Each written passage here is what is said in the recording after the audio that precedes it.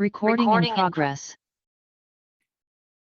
Hello, everyone. Good evening, good morning, good afternoon. It's a pleasure that we regather here on internet to talk about positive psychology in this global online courses series. And today we're going to talk about altruism. And this word, it's not a frequently used word. So let me explain. It actually means helping others. Your mind or your behavior to be kind to others and help other people. And we're going to cover 3 topics. The first one is, do good things happen to good people? Because there is a Chinese saying, which is 好人没好报, which means good people don't get good things happen to them. But we will look at how science say about the relationship between good things and good people. And secondly, actually, we will see that good things do happen to good people. Then we will ask why good things happen to good people. And finally, how can we have more good things to happen to good people? Sometimes, yeah, good people do not get that many good things. We need to figure out ways to help good people. Okay, so we're going to talk about science behind all this not just philosophical sayings, but the science behind all these statements. First, let me start with a story. It's a story told by Chris Peterson. As we know, Chris Peterson was one of the founders of positive psychology, and one of his major achievements was his work together with Martin Seligman to develop the system of character strengths and virtues, as we can see from this figure, from this chart. You can see all the 24 character strengths. And one day he was invited to West Point, as we know, the military academy of US Army. So the students there are actually not ordinary students. After they graduate, they are going to become officers in the US Army. So West Point is actually considered one of the most prestigious universities or colleges in the United States. Just like in any other places, one of the first things Chris Peterson did was to give them a survey so that he can see what are the character strengths of those students, and the students can see what are their character strengths. And after the survey, Chris Peterson analyzed the data and found something he was very surprised, that there was actually one strength that almost every student in West Point have in common as one of their top strengths. And now I'd like to ask you to guess, what is that strength? You can post it in the chat area. What do you think is the most common strength of West Point students?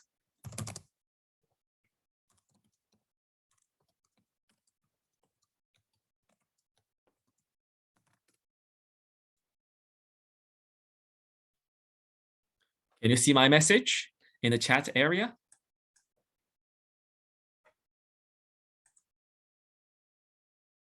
Looks like it's pretty early and no one is replying. Love. Okay, so many people are sending me private messages because I just sent one message, and but you actually need to send to everyone. And Shadab Abdullah said leadership. Cao Tian said bravery, and a lot of people said bravery, humanity, leadership, kindness, happiness. By the way, happiness is not a character strength. Teamwork, services, self-regulation. Good, but actually, you are just like us. So when Peterson gave the lecture to us in the University of Pennsylvania, he mentioned that, and he asked us to guess, and we did all the guesses just like you guys did. And eventually, just like Wen Jiehe and Fu Ling said, it's actually love. So love is the most common strength of the West Point cadet students. And we were very surprised. And actually, Chris Peterson was surprised at that time too. He was like, hey, you guys are strange.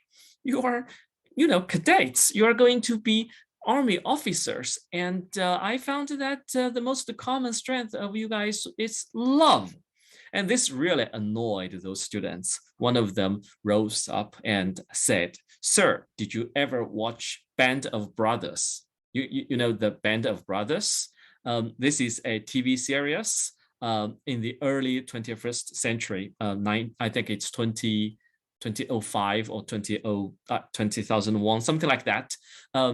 It's about a group of US military people fighting in the European battleground during the Second World War. But it's not called the, say, like band of, for example, band of fighting or band of sacrifice or band of killing, right? It's called Band of Brothers because that TV series is actually focusing on how those officers and soldiers are together, a band of brothers, their brotherhood, their love, their banding, the bonding between them, rather than how to kill the Nazis. So this is the key thing, actually, in even the military machine, that actually love is the most important strength for you to flourish, and not to mention any other organizations. So this was really one of the greatest stories I heard from Chris Peterson, that actually love is one of the most important things, even among the West Point cadet students. So actually, when Chris Peterson later gave a lecture to the public about positive psychology, after he gave that lecture for like 1 hour, and everyone was impressed, they stood up and gave him a applause. And then one old lady raised her hand and asked a question like, Professor, you did a spectacular speech, but it's too difficult, too complicated for me. Can you just describe positive psychology in 3 words so that I can understand? And Peterson took the challenge and thought about it and gave his answer in 3 words about positive psychology. That is, other people matter. And this is what Kai Ping actually mentioned in the first class. So Peterson summarized positive psychology in 3 words: other people matter. And we actually talked about this before, that relationship, the interpersonal relationship, is the most important exterior factor of a person's well-being. So this is why Peterson said other people matter. And it's supported by a bunch of research. For example, we are already familiar with Ed Diener, Dr. Happiness. And he did a research with Marty Seligman, the founder of positive psychology. It's called Very Happy People. The article of their research is called Very Happy People. And it's published on Psychological Science. And the key question they asked is, who are these very happy people? What do very happy people have in common? It turns out, okay, very happy people can be very different. They can be rich, they can be poor, they can be well-educated, they can be illiterate, they can be men, they can be women, they can be, white or black or Asian. So there are very different factors about those very happy people, but they do have one thing, and that's the only one thing in common. That is, very happy people have very good relationships with other people. For example, let's look at this chart.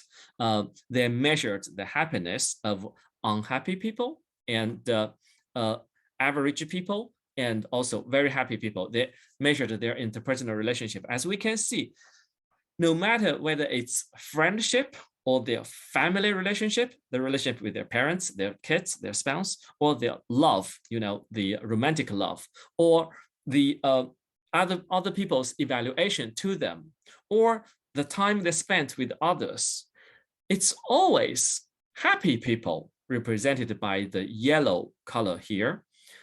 is higher than the red column, and then the red one is higher than the purple one. So as we can see, happy people, very happy people have better relationship in friendship, in family, in romantic love, and people like them more, give them higher evaluations, and they spend more time with other people. The only thing that's reversed is time alone. Happy people spend least time alone, and unhappy people spend the most time alone. So as we can see, relationship is the one thing that mark happiness. So very happy people do have one thing in common. They have very good relationships with other people. And there are many other research about this. For example, people may ask, okay, maybe this research only works for the extroverts, people who love to hang around with other people. How about introverts? But actually, research showed that even for introverts, they are happier when they're with other people. We may imagine, okay, they are stressed, they don't feel good, but actually, no, they feel well after they hang around with other people. So other people matter.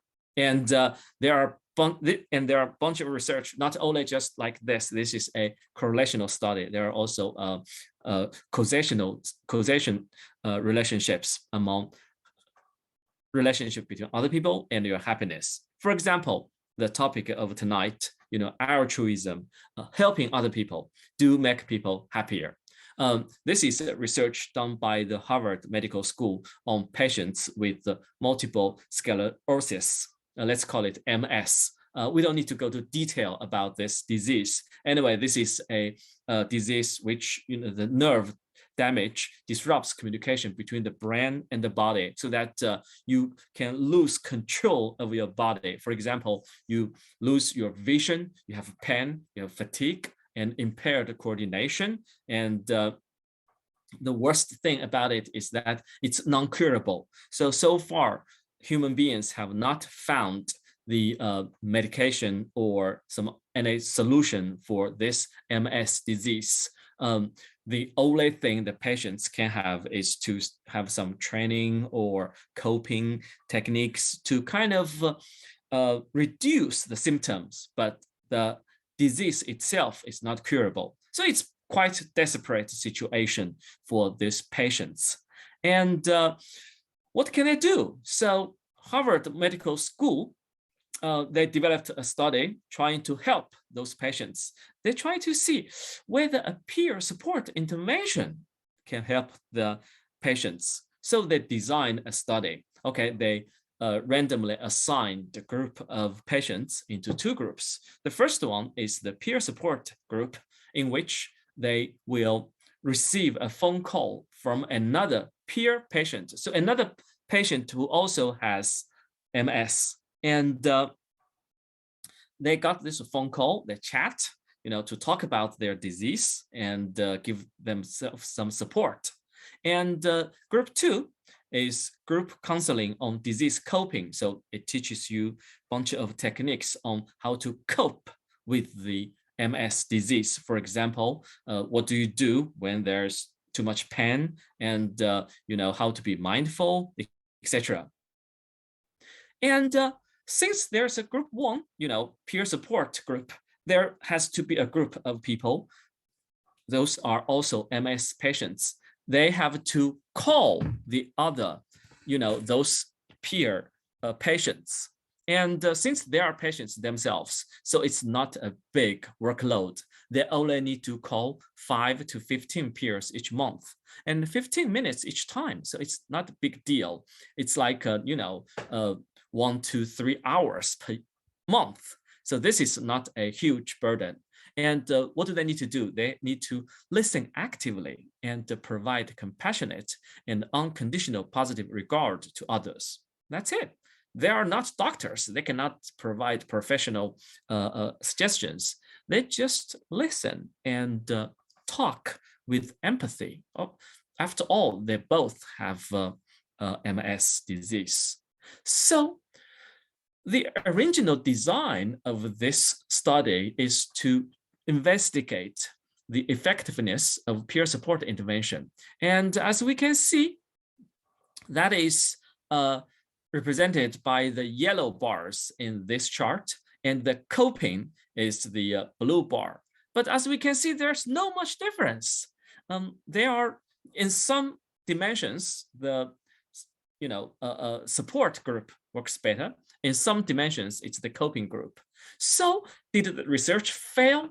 The first author, Kathleen Schwartz, actually felt quite desperate after she saw the result until her co-author, Sander, told her, why don't you look at the data of group 3? I know they are not randomly assigned, so it's not a rigorous study, but the data is worth looking. And she looked at it and she was really surprised. As we can see here, this is the data after even 2 years later. Pretty much all the negative dimensions, for example, fatigue or depression, anxiety, the green part, the green bar, which is the supporting others people, they are much more negative than the other two groups, which means they have much less fatigue and depression and anxiety. And for all the positive dimensions, for example, efficacy or autonomy, life satisfaction, sense of control, personal growth, sense of purpose in your life, and self-acceptance, all this, the supporting other group is much, much higher than other two groups. So that's the conclusion that's written in the title of the article, Helping Others, Help Oneself. If you help others, actually, you get much more benefit from this behavior than those who receive your help. So this is a really impressive study. And as we can see here, they grouped all these dimensions together into 3 big indicators: adaptability, how you adapt to the disease; role performance, how you feel your role is, for example, your self-confidence, your self-acceptance; and finally, well-being. As we can see, the solid line, which is the peer supporters, are much, much higher than the other two groups in all these 3 dimensions. So this really proved that if you help other people, you will get much more benefit than those who are helped by you. So helping others is actually a medication. It really decreases your ill-being and increases your well-being. And why? So this is a science. We got a bunch of evidence, but of benefit of altruisms. But why? There's a book called The Hidden Gifts of Helping, written by one of my favorite authors, Stephen Post. By the way, he also wrote a book called this title, Why Good Things Happen to Good People. That's why I use this title. And he summarized the 4 major benefits of helping other people. First of all, confidence. Because when you help others, that means you have efficacy, right? That means you can help other people. That means you are able to do something. You are able to change the world. For example, this is a part of the interview of one of the supporters. And when he did all those work, just call other people. And he said, I feel very secure about my future, not medically, because which means MS, can come back anytime. I'm not cured. There's no cure for MS, but I really feel like I'm able to handle whatever comes my way, because he is helping other people. And he feels that, okay, I actually can do something. I can change the world. So this increases his confidence and sense of efficacy. And secondly, when you help other people, you care less about yourself. Because, one of the problems of depression is that we ruminate. We just keep ruminating about all the negative thoughts about me. Oh, I'm miserable. I'm bad. I'm deplorable. I'm such a loser, etc. And I cannot change the world. But actually, if you go around and look at the world, there are so many people who is even worse than you, who are also miserable, and you are not special in the suffering. Everyone suffers, right? So if you care for other people, you ruminate less about yourself and you think about other people. You change your perspective. So for example, this is an excerpt from one of the supporters. And this person said, there's a comfort in just listening to someone. And instead of formulating something in your own mind, you start concentrating on what you think that person is feeling. So you no longer just, this pathetic kind of self-centered rumination stopped. And the third one is better emotions. Helping other people creates positive emotion and reduces negative emotion. For example, this person said, it's tough to get depressed because you are helping someone else. And actually, there's a story from Stephen Post, the author of this book, The Hidden Gifts of Helping, and also the author of the book, Why Good Things Happen to Good People. When he was a boy, whenever he didn't feel well, guess what his mom said to him? She would say, hey, Steve, you didn't look well today. Why don't you go outside and help other people? And then Steve went out and he may help other people to fix their chimneys or clean the leaves on the street, etc. When he did all these good deeds, he started to feel better. So this is why altruism is often recommended by counselors and psychological doctors. And finally, and probably the most importantly, helping other people brings you meaning in your life. For example, this person said, I could still feel valuable because I could give something. I have something to give, right? So his life is not meaningless. His life has a power, a purpose, and value. And the most impressive one is what this person said. It's not just that you have MS, it's that you have MS and you can help other people with MS. This is really a change of perspective, because before that intervention, I guess this person feels miserable. Oh, I'm so unhappy. I'm so unfortunate, unlucky to have MS. Why me? Why God punishes me, right?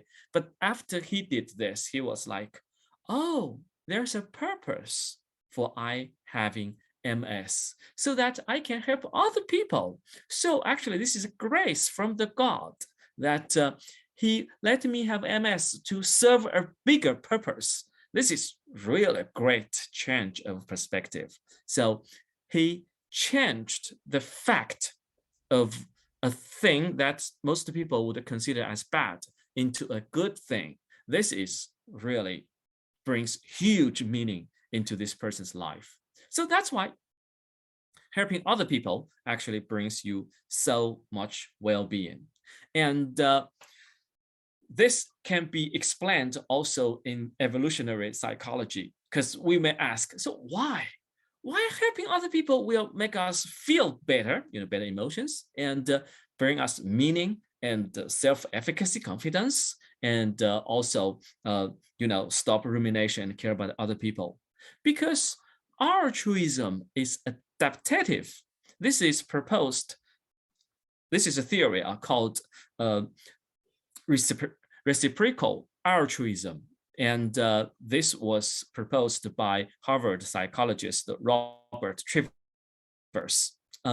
He proposed the theory of reciprocal altruism. And we know that reciprocal means, we do something that benefits each other. So Trivers proposed that in the ancient time, during the human evolution, when our ancestors tend to help other people, then it's more likely that this person is helped by other people. Then both of them get benefited, right? Because survival was very difficult at that time. If you got friends, if you got help from other people, when you help others, when you form a group, then it's easier for you to survive. And that means it's an evolutionary advantage for altruism. So altruism is not mysterious, because Darwin actually was confused about altruism. And he wrote that I cannot see why people evolved to be altruistic. Why would people help others? This is bad for you. So he concluded that there must be morality first. That, okay, some people were born more moral, or there are moral rules in the world enforced by the society so that we had to help other people. But Trevor said, no, actually, it's pretty easy. Altruism is adaptive, which means if you are altruistic, then you can survive. So that's how morality itself evolved. If you are moral, if you are kind, if you are helping other people, then you and your genes can spread wider, which means your offsprings are more likely to survive. So their genes are more moral too. And that's how morality got engraved into our DNA. So this is a beautiful proof of why human race is actually a moral race. And this actually can help us to clarify the philosophical disputes. For example, the two famous Chinese Confucianists, Mencius and Xunzi, they quarreled about whether the essence of human race, good or evil. Mencius said, okay, the human race is in essence good, and people were born to be able to help other people. And if he gave an example, like if we see a child fall into a well, then the instinct is to help this child. It's not because we try to get benefit from this deed. We try to get praise from the your neighbors. It's your human nature to rescue this child. But Xunzi said, no, you are wrong. People are born bad, evil. Just look at the kids. They do all the bad things. Why they behave good? That's because it's forced by the society or taught by their teachers, so that they are brainwashed to be well. They're brainwashed to be good people. But actually, in the essence, they're bad, they're evil.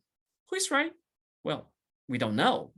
They quarreled for like 2,000 years, right? There's no conclusion, but science can prove that actually Mencius is correct. We do have a natural born inclination to help other people. Here is an example. This is research done by German psychologists in Max Planck Institute. And what he did was to bring a bunch of toddlers, the kids who can barely walk, into his lab. And he created different scenarios where he needs other people to help. And he tries to see whether those toddlers would help him. Let's look at the videos of his experiment.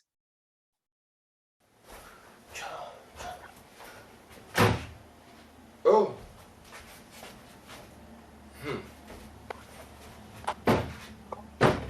Oh.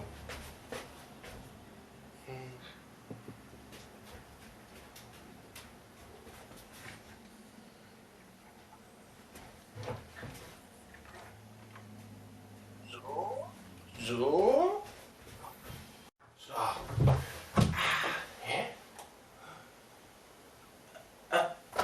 Oh. Oh.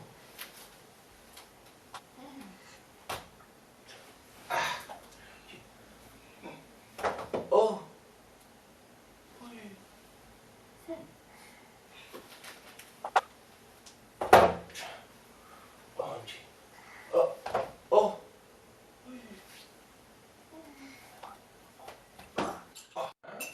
So. Oh.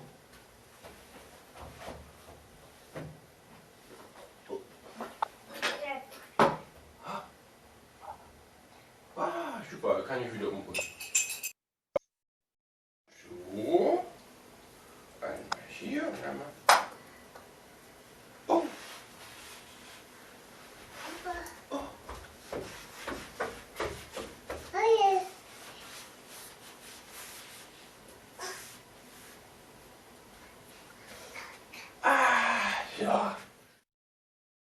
Okay, so we can see that these toddlers, they are not forced by the society, right? And they are not brainwashed by the society yet. So, but they can still kind of intuitively help other people. Um, oh, Shanab said these are not uh, ordinary toddlers. Well, these are ordinary toddlers. Um, um, they are just kind of yeah, just like other kids. So the key thing is they were not taught by anyone, and they are not hinted by anyone, right? Their parents didn't ask them to do this, but when they see other people need help, they just go there. And this German psychologist actually did other experiments, like if he intentionally drops something in front of these kids, then these kids would not help. Or if he didn't signal the kids that he needs help, those kids would not help either. As we can see in all these 4 examples, he was like, oh, I was carelessly dropping something, or oh, I happen to need this help and please help me, right? He signaled these kids, and those kids can read the signal of other people asking for help and help them intuitively. So this is, you know, an evidence of human babies are kind of born with the inclination to help other people. If you are still not convinced, this psychologist also did another experiment or a series of experiments with a close relative of the human race, chimpanzees. Let's see whether chimpanzees can help other people.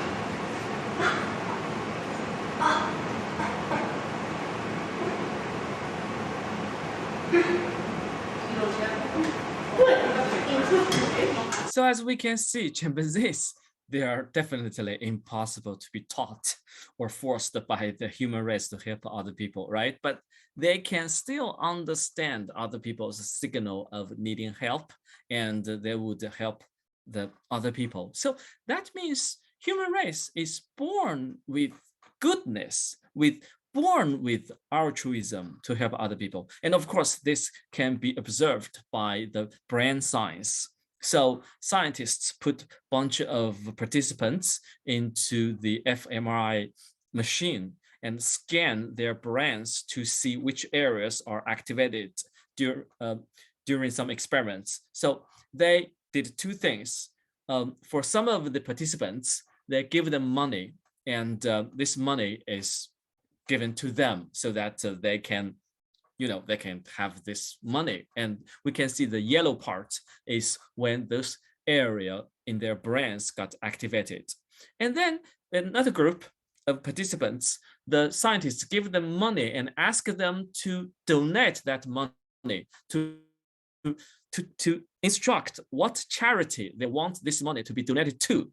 And as we can see, the blue area is activated, and the green area is the overlap between these two groups. As we can see, those areas are very close to each other, and there's huge overlap between them. So which means when you help other people, you get huge reward as if you got the money, you got the help yourself. So when we help other people, this is what some English saying, help us high. So when you help other people, you feel high, you feel very nice, because when you help other people, your brain will produce dopamine, and that makes you feel very good.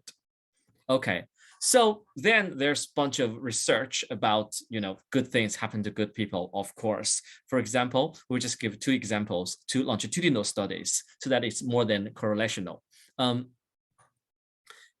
A longitudinal study done by Berkeley University, it just it lasted 60 years from 1930s to 1960s. It followed 200 participants and found that the adolescents in 1930s, that was a long time ago, who tended to help other people, they would become more successful in their later life, in their adult life, and they have better relationships with their family members, better lifestyle and habits. For example, they exercise more, they eat less junk food, and they see doctors regularly, etc. And they have stronger social competitiveness, which means they, well, make more money, and they have a better social network, etc. So that means if a adolescent at his, maybe teenager, when he or she was more likely to help other people at that time, then he or she are more likely to succeed in the future. And also that's young people. And also for old people, there's another 5-year longitudinal study. It followed 2,000 elders, and they found that how much they can reduce their mortality rate. And they found that if you exercise 4 times a week, then you reduce the mortality rate by 30%. If you have religious activity, you go to church regularly, etc., it reduces 20%. If you quit smoking, that's great. You got almost 50%. But if you do 1 volunteerism per week, which means you volunteer for your community, for charity, just once a week, that's it. And that reduces 40%, more than 40% of mortality rate, the possibility of you are dying during this period. And if you do 2 volunteerisms, which means you volunteer twice for charity, for community, for other people, then it reduces more than 60% of your mortality rates. This is great. This is like, your chance of dying is cut almost to 2/3 if you just help other people twice a week. That's really something. So this really shows the power of altruism. So that's why Caroline Schwartz, the author of that Harvard Medical School study of MS disease, when she was asked by Burns, when Dr. Burns was editing a book called Happiness, Healing, and Enhancement. Basically, this is a casebook collection for applying positive psychology in therapy. And they asked Dr. Schwartz to write 1 chapter. And what did she write? She wrote the therapy of helping other people, because she saw the power of helping other people to sick people, to people with diseases. So she knew that this could help. And her case was like this.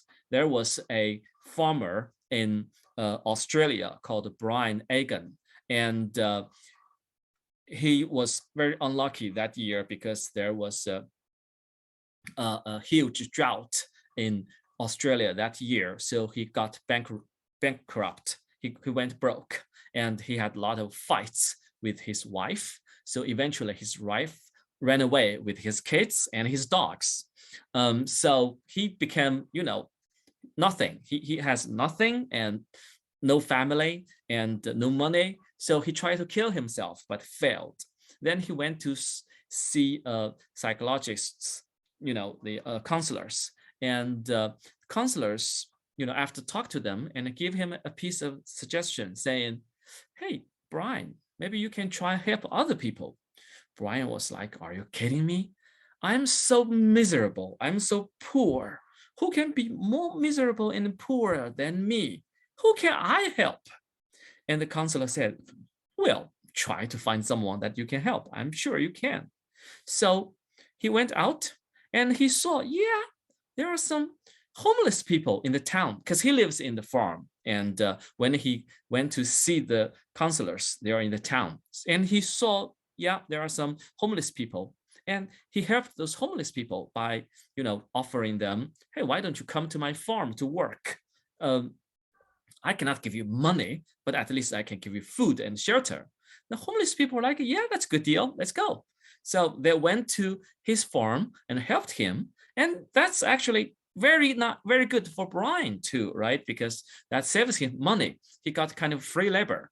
And so he also introduced more homeless people to the other farmers who were also in deep trouble at that time. And this kind of business went very well. And he found meaning and passion in helping these people. So instead of continue running his farm, he founded an organization called the Aussie Helpers. Aussie is a nickname for us Australians. So this means, we are helpers in Australia. And he helped a lot of people. And he didn't become richer. His farm didn't become, more prosperous, but he had much higher subjective well-being. He became much happier and much more meaning in his life that his wife went back with his kids and dogs. And his wife said, oh, that's not because Brian became richer. He didn't. He was still the same money, but he changed. He was not the same person. He became more energetic and meaning and such a kind person than I ever know. So that's why she came back. And this is how helping other people can change a person.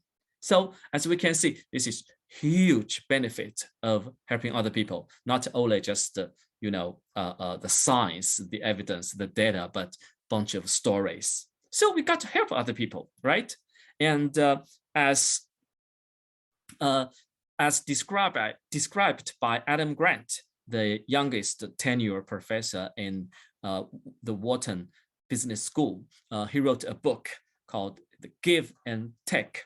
So in this book, he divided people into 3 groups. The first one is called givers, those who give to other people, help other people. The second group is takers, who take from other people, who take advantage of other people. And the third category is matchers, who, I'm not going to take things from you, but I'm not going to give things to you either. I match. If you help me, I will help you. If you hurt me, I'll fight back. So these are the, tick for tack people. And he asked this question. So who are the most likely to succeed in Korea? Can you guys vote in the chat area? Is that A, givers, B, takers, or C, matchers? Please say A or B or C in the chat area. Yeah, I can see 3 people said A. Great. That means you are really listening to this class. You really see the advantage and the benefit of helping other people. And you are right. Givers are most likely to succeed because first, as analyzed by Adam Grant, givers can set up a wider and more reliable network because people trust them. And most of the network are actually consisting of weak connections. And as we know, weak connections are actually more useful in business. And we know that takers, they may manage their interpersonal relationship, the network, very carefully. But people are not stupid. People can see that these people are takers. And those few important network cannot help them further. And secondly, givers collaborate better with other people. Obviously, other people, are more likely to work together with givers. And the givers facilitate development of other people. So their team member, their people who report to givers, etc., are more likely to grow, are more likely to develop their own strengths because giver can see other people's strengths, while takers are more likely to criticize other people, even suppress other people. So if you are facilitating other people around you, then of course it's more likely for you to succeed. And finally, givers do influence other people. People would think, oh, givers are soft. They don't have much sense of authority. That's true. But givers influence other people by using morality, by setting a model, by, you know, by charisma and the sense of belonging and connection. So people are willing to be led by givers. So that's why givers are more likely to succeed. But here's another question then. Who are the most likely to fail in Korea? And 3 choices, please write in the chat area. Who do you think are most likely to fail in Korea? A, givers, B, takers, C, matchers. And I can see a bunch of B, 1 person said C, and most of you said B, 1 person said C. Okay, most of you said B. Thank you, because you listened to the course very carefully, but actually the answer is very surprising. It's A, and no one said A, huh? It's also givers who are most likely to fail in Korea. So it's like this.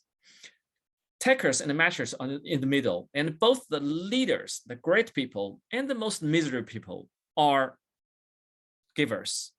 And the statistics shows that givers, compared with the takers, they make money 15% less than takers, and twice likely to be hurt by criminals and to be taken advantage of, and to be, well, what in Chinese people would say PUA'd, which means manipulated by other people. And they are 22% worse in authority evaluation when it's evaluated by other people.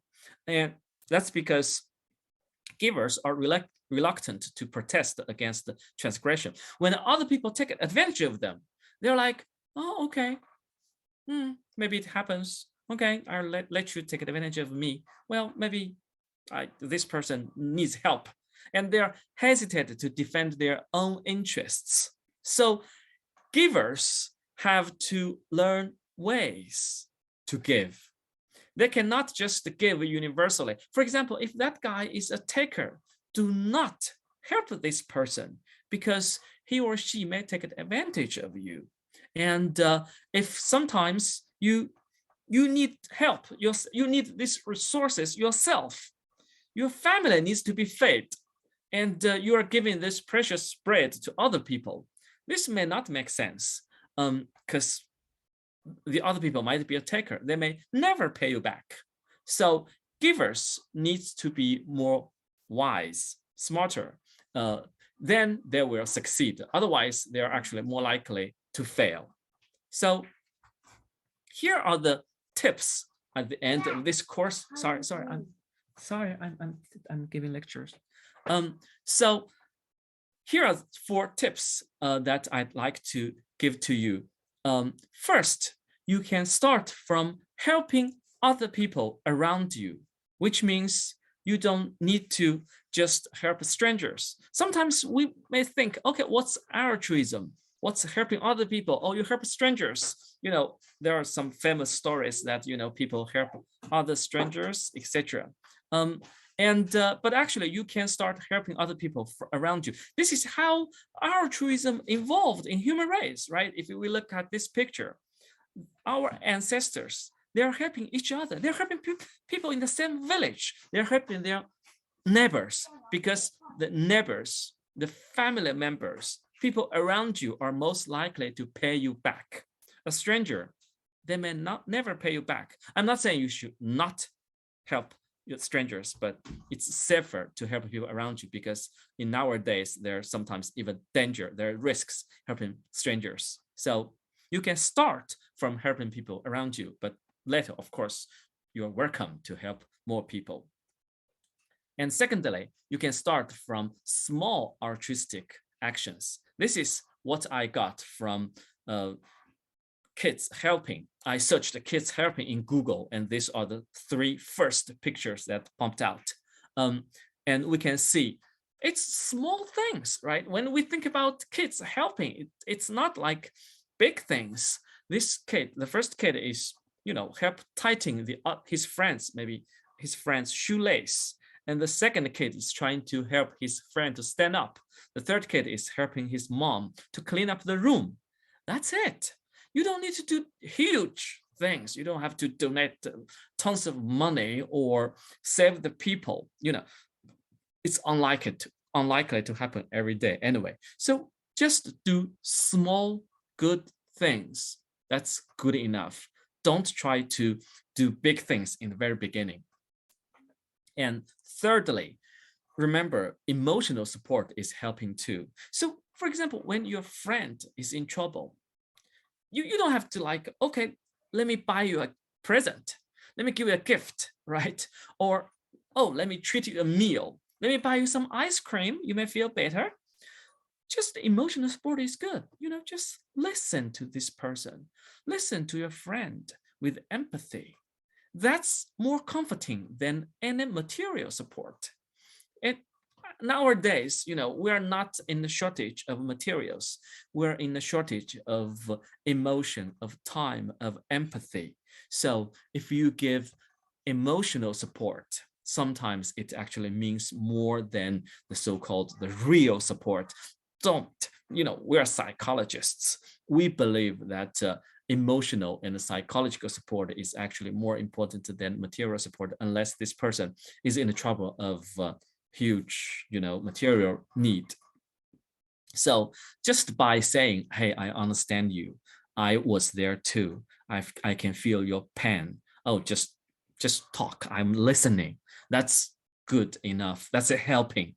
You don't have to use money or things to help. Use your heart is help too. And finally, you can start from things that benefit both of you. And this is what the word, reciprocal means. When you help other people help you.